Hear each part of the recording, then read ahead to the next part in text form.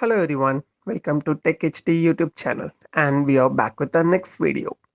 This is an informative video which touch bases on introduction to pre-sales domain in IT industry. It gives you all the information you need as a beginner to kickstart your career into pre-sales. This video includes what is pre-sales, required primary and secondary skills to become a pre-sales consultant, pre-sales workflows, challenges and benefits of being a pre-sales member, roadmaps ahead for the pre-sales and required certifications.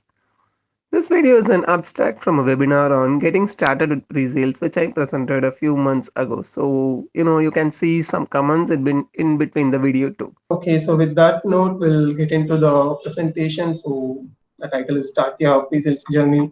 So as I normally start, we'll start with what is pre-sales from a Wikipedia. So pre-sales in a very layman English, they call it as what are all the activities which are carried before the sales, before the actual sales.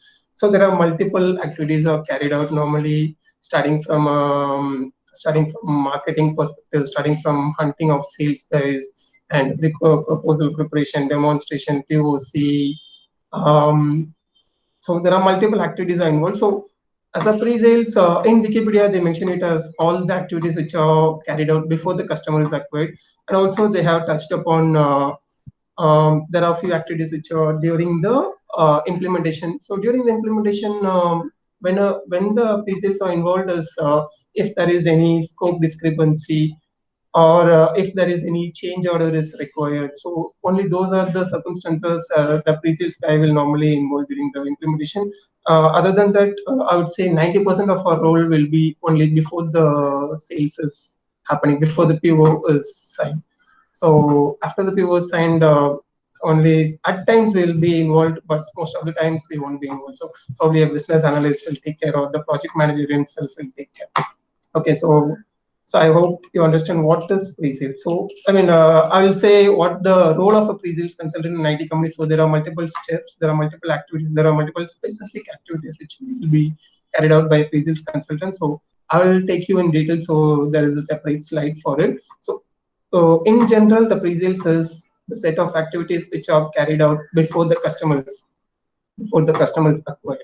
So the first two lines are the very important. So let me move on to the next slide. Yeah, this is one of the important slide. So pre-sales consultant. So who is a pre-sales consultant? So we have seen what is a pre-sales as a function. So here, who is a pre-sales consultant? Pre-sales consultant are the one who acts as a bridge between the sales and the technical team. So if there is a requirement comes from the customer, so till the requirement reaches the pre-sales, that's the work of sales and the marketing guy. So once we have the requirement, then the pre-sales will front-end it, understand the requirement from the customer, prepare the proposal. There are multiple activities involved in it, so I will go in detail in the coming slides. So till the submission of the proposal. So in a nutshell, I would say as a pre-sales consultant, you need 50% of sales skills plus 50% of technical skills. So you are a combination of a sales guy and a technical guy. Because from a sales point of view, you need to understand the sales process, the business acumen is required. So how we need to talk to the customer, how we need to tailor-made a proposal to the customer. So those are all the perspectives we look out from a sales point of view. And from a technical point of view, we look at the technical things like the product functionality. So how our product will cater to the requirement of the customer. So those are all the things, and also the costing part of it. So that itself is a very huge part in coming up with a proposal. So to keep everything alive, a pre-sales consultant is required in an IT company. In most of the IT companies, there is a separate team for pre-sales consultant.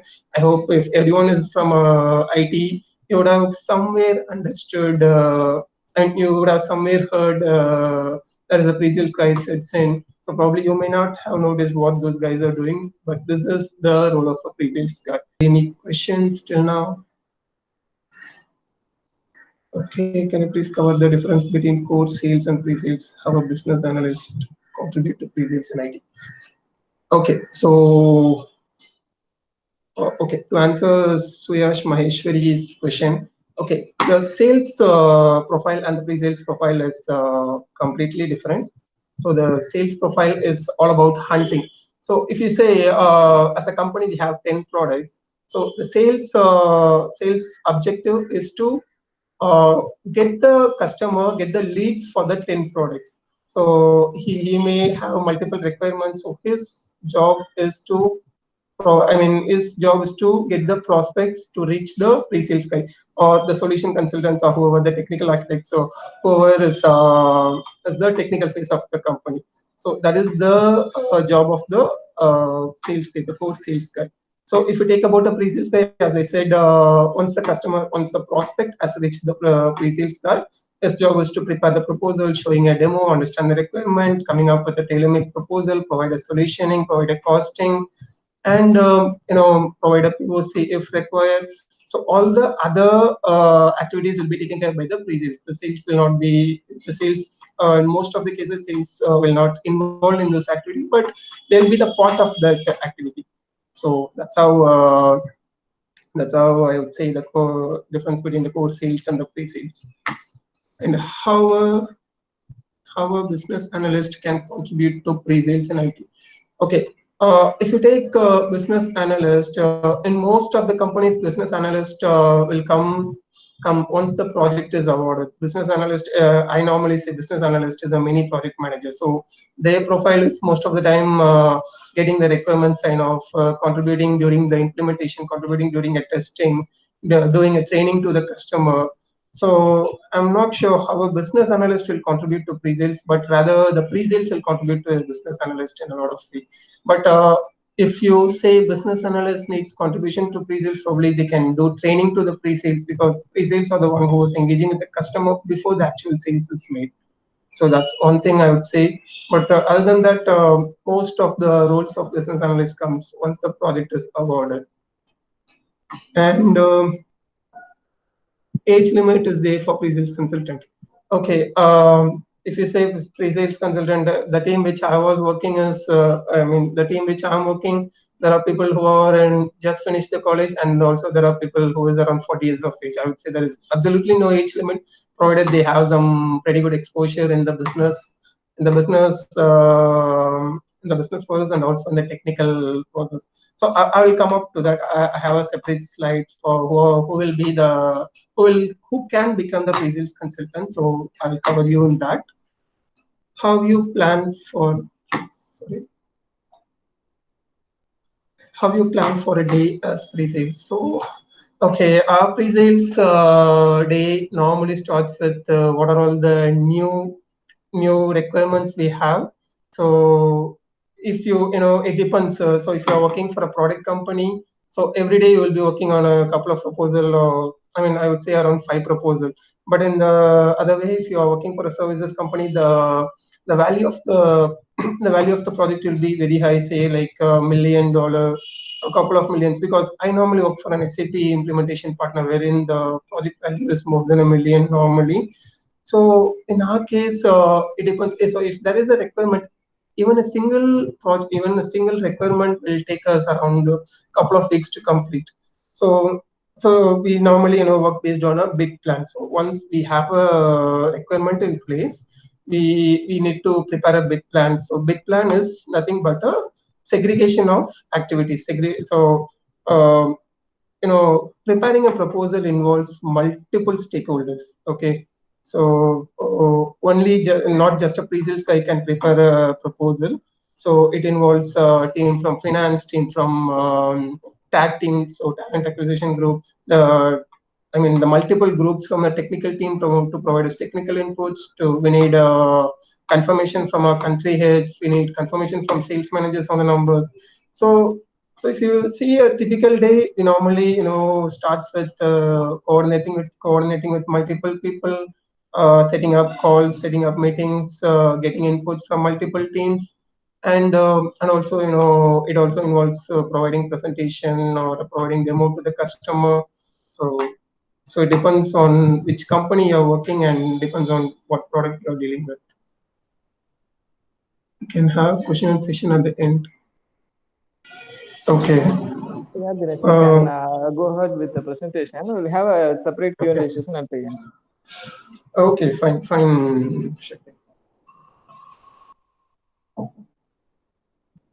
So We are done with this. Okay, so I've been saying the pre-sales guy has to have some more technical knowledge. So I already said pre-sales guy is a combination of sales and the technical guy. I already said 50% sales and 50% technical. So in that way, we need to understand how much technical knowledge is pre-sales guy has to have. So this is actually a very simple slide. Say for example, if you're dealing with a product company and you're selling CRM product. So if there is a requirement for a CRM product, the marketing,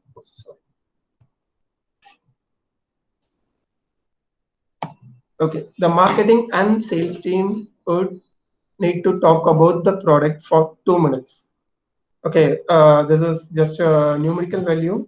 So what I'm trying to say is the marketing and sales has to understand the requirement from the customer on a high level and try to provide a match, and try to match a product which we serve. So marketing and sales has to talk about the product for 2 minutes. And if you take the pre-sales guy, he needs to talk about the same product for 10 minutes. 10 minutes in the sense he needs to know he needs to know the functionality, he needs to know the core concepts, and he needs to know the integration points. So those are all the things has to be known to the pre-sales. So this is what I'm saying about the technical knowledge. The marketing and sales team may not know the each and every functionality of a product. So again, I'm coming back to SAP example because I've been having more exposure in SAP arena. So in SAP, each and every module have a lot of submodules. Say for example, there's a module in SAP called FICO. So under FICO, there are around 5 to 6 submodules like asset accounting, cost accountant. So there are multiple modules. So I don't want to get into those things because that's not required. So those are all the submodules. Functionalities has to be known to the pre-sales guy. And at the same time, if you come to the technology team or the delivery team, they need to speak about the product for 30 minutes, and they need to know each and every functionalities. That's for given. And also they also need to know the back-end technologies, how it can be developed, and if a customer says something customized process has to be prepared, then the technical team has to know how it can be prepared, what are all the customized process we can develop, what are all the extensions we need to do. So say for example, if a customer says his product needs to be integrated with Salesforce, then what are all the extensions he can go for? If any native integrations are there, or he needs to go for any third-party integration. So those are all the things a technology team or a solution architect, I would say, solution architect or a delivery team should be aware of it. So this is a very simple slide, but again, these are all the numbers very very big. So 2 minutes, 10 minutes, and 30 minutes. It's not something. It's not a science, but this is something scale of how much the technical knowledge is sales and the pre-sales and the technical team should go. Probably this will give you better visibility on the technical knowledge. Okay, so these are all some of the rules of pre-sales. So these are all the points which are taken from one of a very famous blog about pre-sales, the art of pre-sales. Even if you go on Google, you can find this. So there's a very huge blog, and these are all the rules of pre-sales which are provided by one of very famous pre-sales guy in the IT industry. So he clearly says you are a member of the sales team, but you are not a salesperson. So what he means to say is you are not responsible for the numbers. You are not. Hello. Okay. So you're not responsible for the numbers. You're not responsible for hunting a new customer. Okay, but you are a member of the sales team. You're just a member of the sales team who supports sales team in a technical way, and you're not a salesperson for sure. And you must be business relevant. You should know what the market condition is. You should know about each and everything about your product. You should know about the competition. So you must be You must be business relevant, and you must be technically knowledgeable. So this is something which we have already discussed in our previous slides. I don't want to get into that again. And know your audience. This is something the most important factor to be in a pre-sales, because as a pre-sales we tend to speak with multiple levels of people. So we might be speaking to a user on one day, or you might be speaking to an influencer, say like manager on one day, or you might be speaking to a C-level executive or a decision authority on another day. So you should know how we are pitching a product to each and every levels of person. So you can't really, say the same. I mean, you can't really say the same thing to a C-level guy and end user. So you need to know how you are putting it up, and also you need to understand what is the knowledge. I mean, what is the takeaway for the receiver? I mean, the user, or the manager, or the C-level executive. And there is one more myth about pre-sales. So probably you would have heard about, if you are in an IT company, pre-sales guys or a copy and paste guy. So probably, in most of the pre-sales guys are exposed to this. I mean, the sales guys or the technical team or whoever in the company will just come and say, "You guys are just copy and paste guys."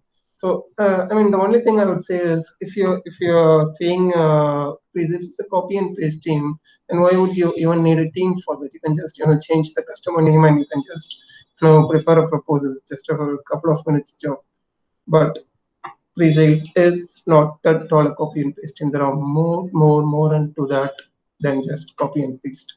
So you need to understand, this is one of the famous myth if you are in a pre-sales environment.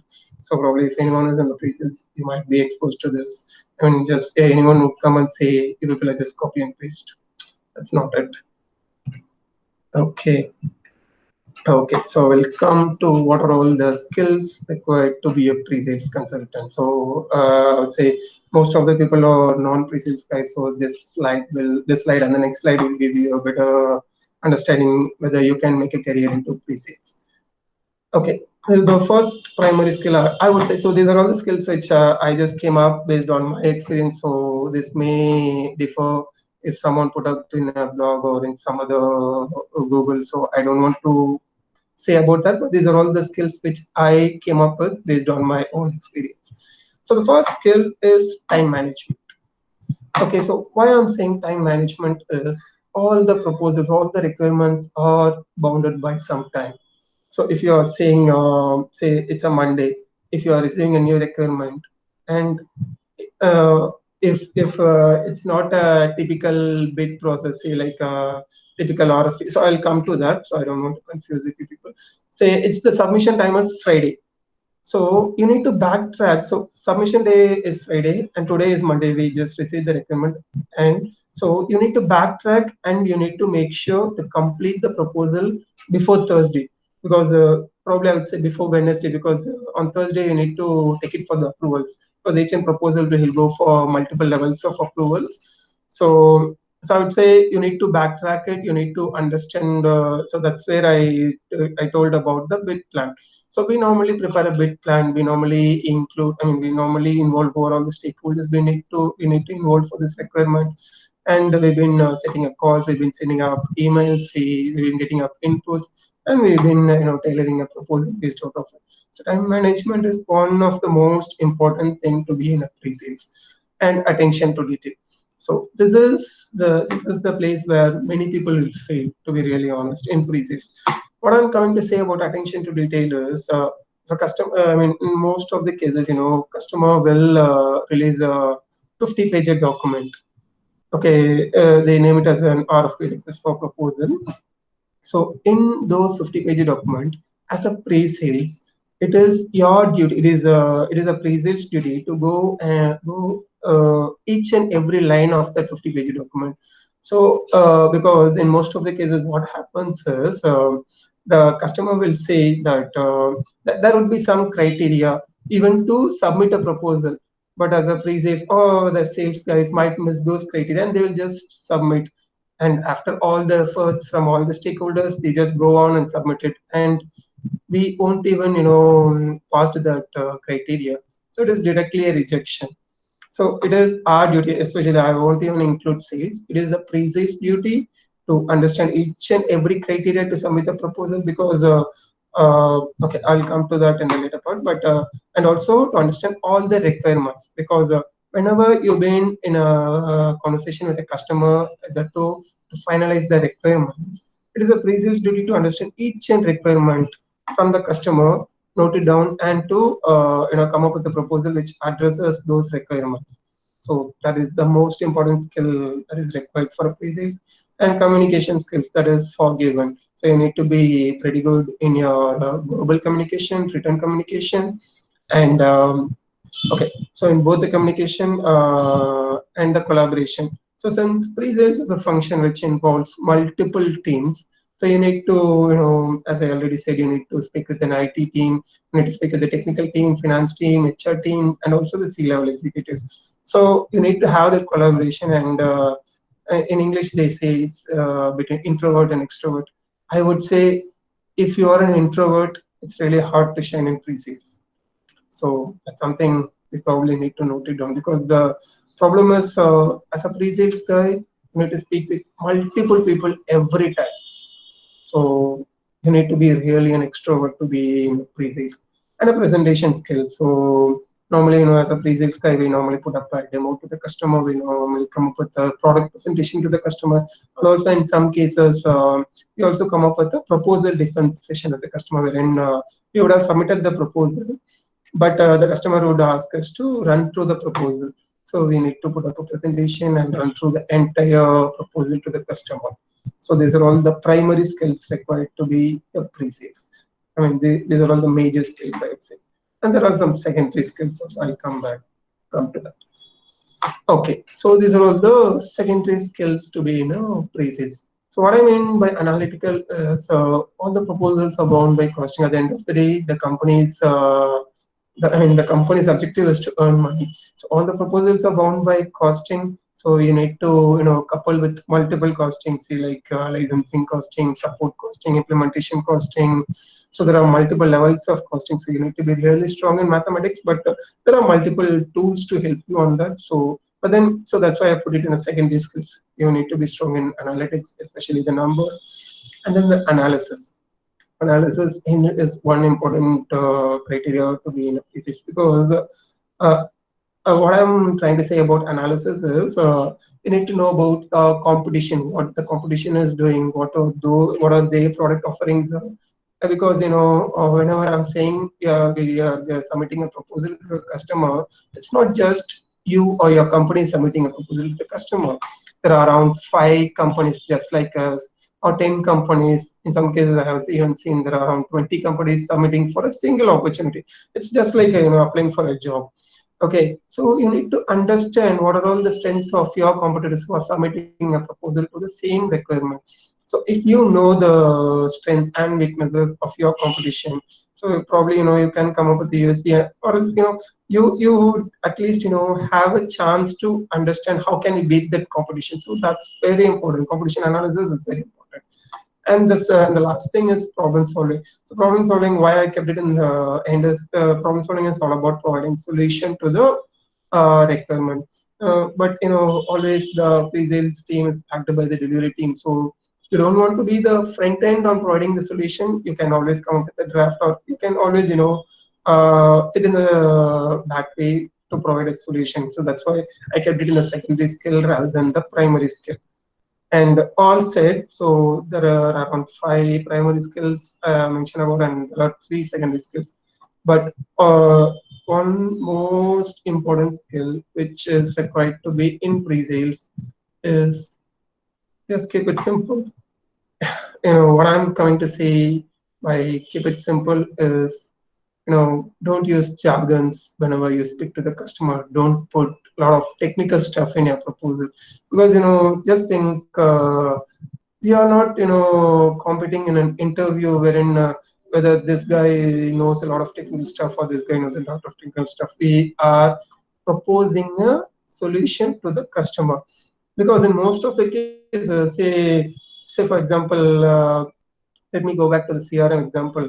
So for CRM example, what would you think the influencer or the decision authority is? In most of the cases, sales manager or the country head. So if you go to sales manager and talk about all the technical stuff, so this can be integrated this, it can come up, I mean, it can be built in a Spring framework, it will have a J2 node. I mean, the sales manager or who is the business guy will directly say no. I can't, if you're, putting all the jargons in the proposal itself, whom you think will come to talk with us? I mean, the regional authority will not even invite us for a demo. So the most important skill in a pre-sales is just keep it simple. Put it in a blunt English, layman English. Put it in a very simple English. It's very, very important because most of the cases, whenever you're speaking with a oil and gas company or manufacturing company, they are not a technological company to know all the technical stuff in the world. So we are working in a technical company, so we should know about it, but it doesn't mean that we need to showcase our technical skills in a proposal. So please don't do that. So if you are planning to get into pre-sales career, so just keep it simple, avoid jargons, especially the jargons, and also avoid acronyms. Put it in a entire sentence. Just don't put, what I would say, RFP. I mean, those are all very simple examples. So don't use an acronym. Put it in a full sentence. So that's it with the skills. Hope you people have understood.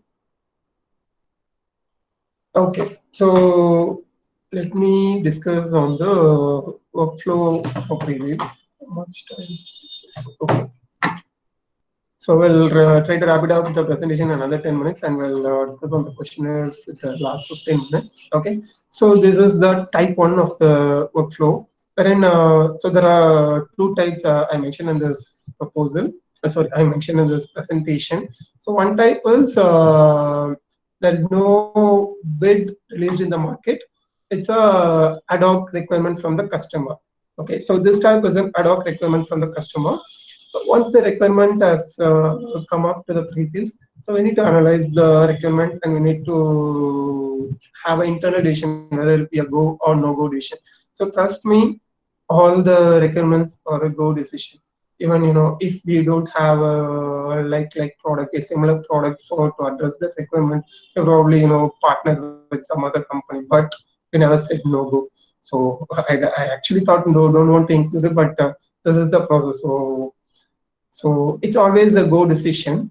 The second thing is requirement gathering. So we need to have a session with the customer, understand their requirement, understand their pain points. That's the most important thing. Understand their pain points, and then preparation of proposal. Preparation of proposal itself is a very big process. Wherein, as I said, you need to collaborate with multiple people, come up with the solution, come up with the resource loading.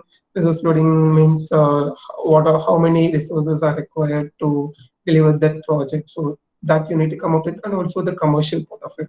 And then the submission of proposal. Submission of proposal maybe in a hard copy or a soft copy, and then presentation of proposal defense. So once the customer is happy with the proposal, or the customer needs some more details, there is another session scheduled with the customer wherein we'll provide a presentation, or we need to run through the proposal.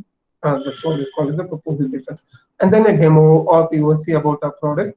And then once we want the requirement, I mean, once the requirement is awarded to a company, then as a pre-sales, we need to provide a transition to delivery. What it means by transition to delivery is, till then, there is a requirement which is signed off, is known only to sales and pre-sales.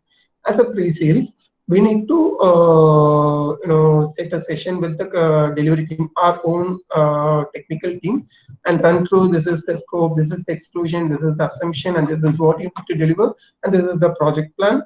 So you need to run through our proposal internally. That's what is called as a transition to delivery. From there on, the business analyst or the project manager will take it up, the requirement. So with that, the pre-sales activities are, in most of the cases, will come to unless until there is some change order, or if there is any scope discrepancy which needs further discussion. So that is done with the type one. And type two is, this is another type wherein the company will release an RFP in a public. So most of the cases, these are all done by some major government institutions or some major some major private companies. So they will release their requirement in a public. So it is possible for each and every company to compete. So it is no more disclosed to a specific set of companies. Any company can compete for the requirement. Anyone can submit a proposal. But the only thing is, to buy that RFP itself, there is a monetary thing as well. So they will say $100, $200. So it's important for a company to decide, because as a company, as the government institution who release the RFP, they will say on a high level, they will release the high level requirement. But if you want to buy an RFP, if you want to get the L2 requirement, you need to buy an RFP. That RFP costs around $100, $200. So it depends on your company situation to procure that RFP. And then once, say for example, if 10 companies have procured that RFP, then the released company will set up a Q&A session where all the companies who have purchased the RFP can go and ask the question to the customer. Okay, so ask the question to the customer, and it will be circulated to all the procured companies, procured IT companies, all the procured IT companies. And then the same process, the preparation of proposal, submission of proposal. And the fifth process is pretty different in case if an RFP is released. So here, how the government institution will announce the vendor who won the requirement is by a set of metrics called T1, L1. What they mean by T1 is technically qualified first rank. L1 is least cost first rank. So for each and every company, say for example TCS L1, T1 L3, CTS T2 L1, Wipro T3 L4. So whatever the case is. So that's how they normally receive out the results, and the top 3 companies will be qualified for the next stage, and then there will be some discussion. They will be, all those 3 vendors will be asked to submit a BAFO, which is the best and final offer. So whoever comes up with the least offer with the maximum technically qualified rank, they'll be awarded the project. And then the contract preparation, in most of the cases, if it's a government institution, there will be a lengthy contracts or involved. So as a pre-sales guy, you need to sit with the finance guys, chartered accountants, so in order to prepare the contract. But the one good thing is, during the contract preparation, as a pre-sales, they are required to only put the technical knowledge straight. I mean, what are in the proposal preparation. So we won't be included during we won't be involved during the contract. So that is something between the finance team and the company. And then the same process like a transition to delivery, which I explained in the previous slide. So hope it makes sense. Okay, so 640. Okay. So these are all the documents to remember for any pre-sales guy. So the top 3 are the documents which are from customer. So you would be probably heard somewhere like RFI, RFP, and RFQ. So what RFI is the initial document wherein a company releases. The customer, say in this case probably you can say Tata releases to all the IT companies, and it's just a 2 or 3 page document, a high level document to understand the criteria. So once all the companies are submitted, then the Tata will evaluate and come up with around 10 companies, and they will release the RFP. So this is the RFP stage, and the RFP is released only to those 10 companies. So RFP is a very detailed document explaining about the requirement. So step-by-step requirements, all the customization required, how many users, how many licenses required, what is the support model required. Everything will be discussed in detail in a request for proposal. And request for quotation, as the name suggests, it is regarding the commercial. So how much we are quoting for it. Okay, that's from the customer. Those are all the documents which are released from the customer. And in the bottom, these are all the documents which are prepared by the pre-sales guys, and it will be submitted to the customer. So the first one is rough order of magnitude. Rough order of magnitude is a budgetary proposal, wherein it's a very mini document, wherein we just list the scope, assumptions, exclusions, and a very L1 or L2 project plan, and then a very high level commercials. It's not the final commercials. Say for example, we just say it will take around $2,000, just an example. It may or may not be, you can keep a tolerance limit of plus or minus 10%. So that's what a rough order of magnitude is. Rough order of magnitude, in simple terms, it is called as a budgetary proposal. Technical proposal is a very huge document wherein we provide it's a very lengthy document wherein we discuss in detail about the company, about the requirement, about the solution, about the support model, about the it also includes the L2 project plan and the methodology which will be required. So it's a very lengthy document. It includes everything: the training scope, integration scope, testing scope. So that's the this is the what I would say the Bible for pre-sales. So in most of the companies, this is where most of the pre-sales are involved. Or 70 to 80% of our time will be spent on preparing a technical proposal. And then coming to commercial proposal, and it's a very small document wherein to prepare a commercial proposal is easy, but to come up to the final number, that itself is a very big job. So you need to do a lot of things in Excel. So to come up with the commercial proposal is easy, but to come up with the final number is not that easy. So you need to take care of that too. So I'm just rushing it through just to have some more time for the questions. Okay, so this is another interesting slide actually. So what are all the benefits and challenges to be in a pre-sales? So the benefits are not bound by hard rules. We can be extremely creative, and we don't really want to follow 9 to 5 culture. Say for example, if a technical guy in his technical support has to clock in for 9 hours, but as a pre-sales guy, we don't want to do that. And also we have some extreme level of freedom to put it up in a proposal, to come up with our own ideas. So we are not bound by hard rules. But again, the timing, it differs from company to company. For Touchwood in my company, they won't really ask for timing. So it's the work has to be done.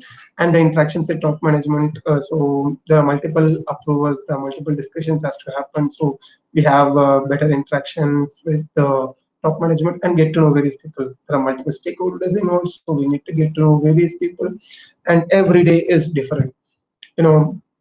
Every day we will come up with some different challenges. We'll come up with different requirements. I'd really say every day is different. It's not something a routine job. It's really not a routine job.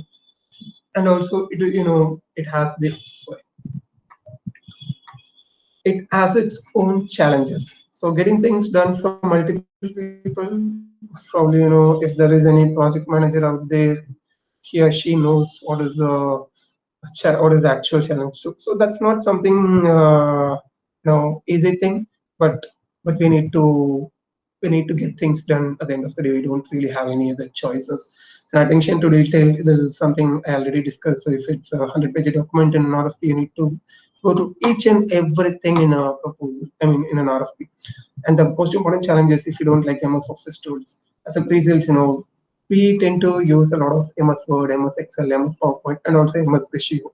So these 4 tools are the most important tools for a pre-sales guy. So if you don't like MS Office tools, because I have seen a lot of people who hates MS Office tools, especially the technical people, when they were asked to prepare documentation or when they were asked to prepare a compliance document. I've seen a lot of things. So if you don't like MS Office tools, probably I would say step away from pre-sales because it will be a very hardship for you. Okay, is certification required to become pre-sales? No, it's a big no. Certification is not required to become a pre-sales. But if you take around 5 to 10 years back, there is some certification from Shipley regarding a proposal preparation was made mandatory for few of the companies. But now no company is asking for certification. But I would say rather than going for any specific certification, the certification which a pre-sales guy normally take it up is some administrative certification, from master user certification, or even some business analyst certifications. So that would be useful. But in most of the cases, if you're partnering with some company, it is available free in the learning portal. So you can take up those certifications, but like consultant certification, solution architect certification, so there's no specific certification. Is not mandatory. I'd say it's not mandatory. It's up to you. If you have a certification, it's well and good. No one is going to say no. If you have certification, don't come in. Okay. Okay. I'll just finish it off presentation in another 3 minutes. We'll take it up we'll go to questions. So the part 2 pre-sales. So who can go to pre-sales? So this might answer many of your questions. So the inside sales and field sales guys can go to pre-sales because they know the business segment, they know what is the process involved, and the marketing executives. Marketing executives, I'd say, are the mini pre-sales consultants because the marketing executives know the business knowledge and also they already own some technical knowledge because they would have, in most of the cases, they come up with blogs, they come up with white papers, at least they in coordination with some solution architects. So marketing executives are mini pre-sales consultants. So for them, the journey might be very easy to get into pre-sales consultant. And the technical support, so it's all self-explanatory, finance and HR. So those are on the functional part of it. So you have the knowledge about how the business work, and so you can get into pre-sales and you can develop the technical skills around, and you can become a pre-sales. But one thing I would like to add here is I'm not a big fan of people joining pre-sales as a fresher, just directly come out of college joining pre-sales, because the only thing is, they can learn the technical stuff, but joining directly into pre-sales will not really. I mean, they may not have the business acumen. They may not know how the actual business work, how the company earns money, how a requirement flows, how to talk with the customer. So those are all the functional part, but those are all the things which normally comes up with an experience. But as I said, there are a couple of people who really succeeded by joining as a fresher in my previous company. So it's up to the individual, but if you ask me, I'm not a big fan of people joining as a fresher. And the roadmap ahead. So once you are in pre-sales for say 3 to 5 years, you can get into business analyst role, you can solution architect, you can, I mean, project manager, trust me, it's a cakewalk for a pre-sales guy, because as a pre-sales, as I said, it's a 50% sales and 50% technical skills, and also a collaborative. You would be already speaking with multiple people. So project manager is a cakewalk for any pre-sales guy, and a sales manager, and trust me, entrepreneurs. You might be wondering why I add entrepreneurs, but trust me, just go and see some of the famous entrepreneurs who have started the journey. I mean, who have started the SaaS company in Chennai. So, for example, Girish Matrubodham. Sorry if any fish works out there, but you just go and check your CEO's profile and Zoho, Sridhar Vembu. So those are all the people who come from a pre-sales background. So as a pre-sales, you tend to know multiple things about the business as a whole. It really gives a holistic view. So that's what I'm coming to say. So if you really want to get into entrepreneurship, start with the pre-sales. So that's it. I'm done with the presentation.